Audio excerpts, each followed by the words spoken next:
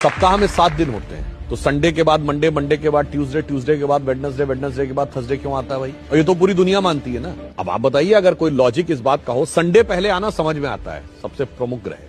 और जो हमसे कहते हैं कि आप लोग तो 7 ही ग्रह मानते हैं और 9 होते हैं, तो भाई तुम भी तो 7 दिन मानते हो, मगर सवाल हमसे पूछते हो। चलिए, अगर सूर्य सबसे बड़ा ग्रह है और साइज के हिसाब से होना चाहिए था, तो उसके बाद दूसरे नंबर का ग्रह बृहस्पति है साइज में, फिर तीसरे नंबर का शनि है, तो संडे के बाद थर्सडे आना चाहिए था, उसके बाद सैटरडे आना चाहिए। यदि सूर्य से डिस्टेंस में देखें तो नियरेस्ट वेडनेसडे है, तो संडे के बाद बुध है, तो संडे के बाद वेडनेसडे आना चाहिए था। परंतु ऐसा क्यों होता है? उसका कारण विशुद्ध भारतीय ज्ञान, जो भारत की वैदिक ज्योतिष है, जिसमें एक चीज होती है होरा। जिन्होंने थोड़ी बहुत एस्ट्रोलॉजी पता होगी उन्हें पता होगा, होरा शब्द जो है इसी से ही ग्रीक में हॉरोस्कोप शब्द जो अंग्रेजी में आया है वो होरा से ही आया है। अब होरा ये होती है कि यदि सूर्य की पहली होरा है तो 24 घंटे के बाद जब 25वां घंटा लगेगा, यानी नेक्स्ट ये जो फर्स्ट होरा होगी वो होगी चंद्रमा की। फिर चंद्रमा के बाद जो नेक्स्ट 25वें घंटे में पहली होरा आएगी वो आएगी मंगल की, मंगल के बाद बुध की। एग्जैक्टली जो वैदिक एस्ट्रोलॉजी के होरा के कैलकुलेशन का जो सीक्वेंस है कि सूर्य,